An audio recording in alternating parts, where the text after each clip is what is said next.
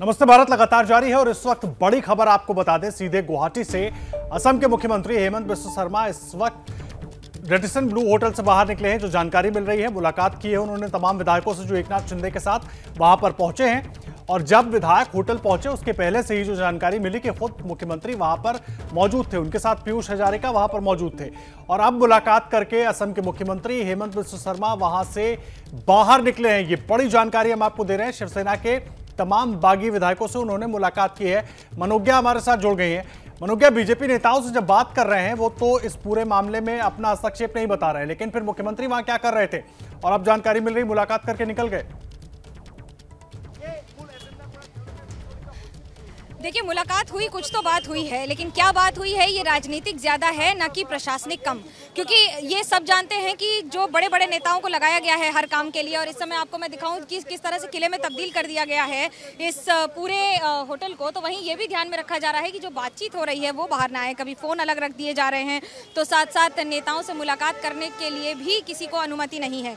यानी कि अभी क्योंकि मुख्यमंत्री हेमंत बिस्वा शर्मा ग्रीट करने आए थे सबको, सबसे मिले कुछ देर के लिए और फिर निकल गए, तो वहीं साथ ही साथ उनके मंत्रियों को यहाँ पर डिप्लॉय किया गया है। यानी कि यहाँ पर उनकी ड्यूटी लगाई गई है कि आने वाले आगंतुकों को, मेहमानों को कोई दिक्कत ना हो, क्योंकि जो भी बाहर से आए हैं वो पहले तो मेहमान हैं और उसके बाद राजनीतिक गतिविधियों की सबसे अहम मोहरे कह सकते हैं आप उनको, क्योंकि इसी की बिसात पर अब शय और मात का गेम तय हो जाएगा महाराष्ट्र में।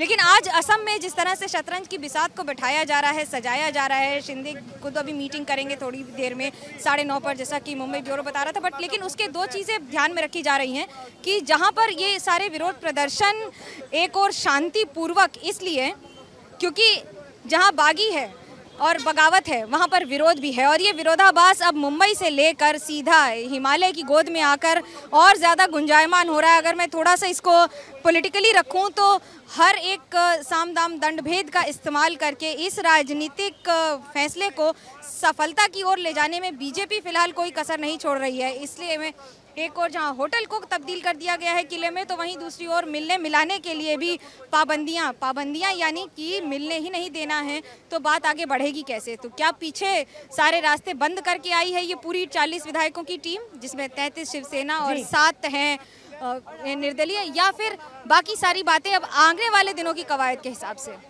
ठीक है, आप बने रहिए हमारे साथ, नजर बना के रखिए, आगे आपसे अपडेट्स हम लेते रहेंगे। बड़ा अपडेट यही है कि असम के मुख्यमंत्री हेमंत बिस्वा शर्मा मुलाकात करके होटल से बाहर निकल चुके हैं। एक और बड़ी खबर यह है कि महाराष्ट्र में जारी सियासी संकट के लिए सामना में लेख के जरिए शिवसेना ने बीजेपी पर हमला बोला है। शिवसेना में एकनाथ शिंदे के गर्दन पर बैठकर ऑपरेशन लोटस चलाने का आरोप लगाया है। शिवसेना ने बीजेपी पर महाराष्ट्र को अस्थिर करने का आरोप लगाया है। और ज्यादा जानकारी के साथ हमारे सहयोगी जितेंद्र दीक्षित हमारे साथ जुड़ गए हैं। जितेंद्र, अब सामना में भी निशाना साधने की कोशिश, क्या लिखा है आप बताएं।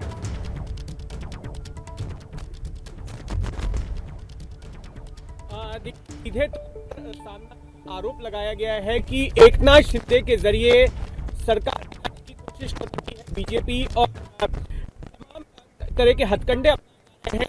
ये भी आरोप लगाया गया कि किस तरह से केंद्रीय एजेंसियों का इस्तेमाल करके शिवसेना पर दबाव डाला जा रहा था और कुछ वैसा ही पैंतरा आजमाया जा रहा है। तो गिराने के लिए लगातार कई दिनों से जिस तरह से केंद्रीय एजेंसियों की कार्रवाई हो रही थी, और अब जिस तरह से इस बगावत को हवा दी गई है, तो उससे साफ तौर पर बीजेपी के मंसूबे सामने आते हैं। मैं आपको बता दूं कि इस पूरे सियासी ड्रामे का पहला केंद्र सूरत था, दूसरा केंद्र अब गुवाहाटी हो गया है, और तीसरा केंद्र अब राजभवन होने की उम्मीद है, क्योंकि अब ये माना जा रहा है कि एकनाथ शिंदे और बाकी के बागी विधायक हैं, जो निर्दलीय विधायक हैं, इन तमाम विधायकों की ओर से एक चिट्ठी राज्यपाल के पास जा सकती है, जिसमें वो ये कह सकते हैं कि हमने ठाकरे सरकार से अपना समर्थन वापस लिया है, ठाकरे सरकार पर हमारा विश्वास नहीं है।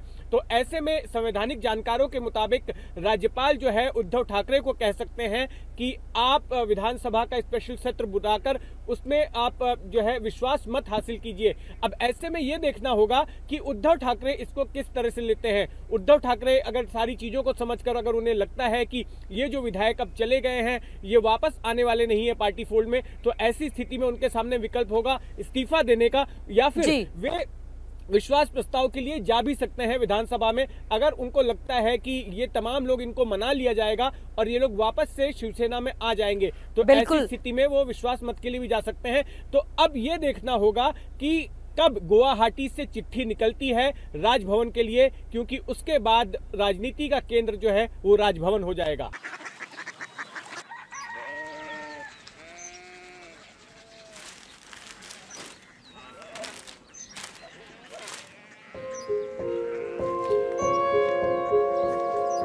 बाबा बाबा कोरिया सिटी जानी ना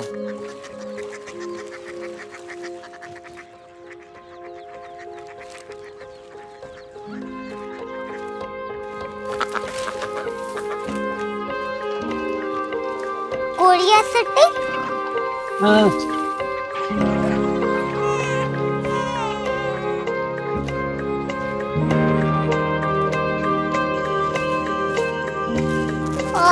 कोरिया सिटी कहाँ पे है?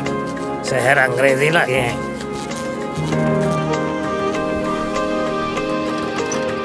Korea city.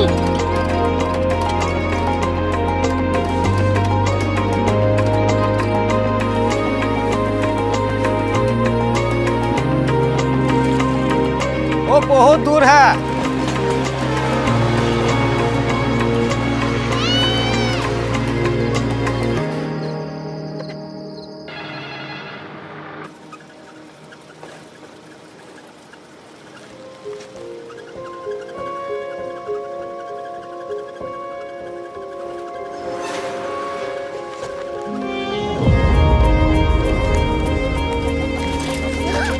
Korea city.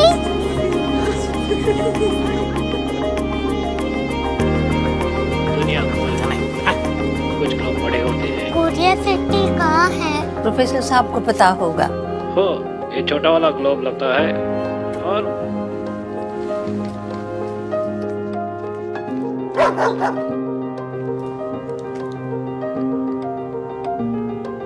पता नहीं, मेरी बेटी से जाके मिल लो, शायद उसे मालूम हो।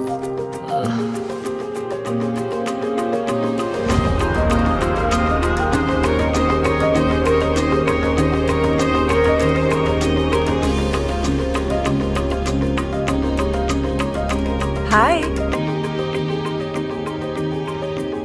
बाबा ने भेजा है। Come here. Korea city. Korea city नहीं, क्यूरियोसिटी। वो क्या? That's what brought you here? जो तुम्हें यहाँ तक ले आया। क्यूरियोसिटी।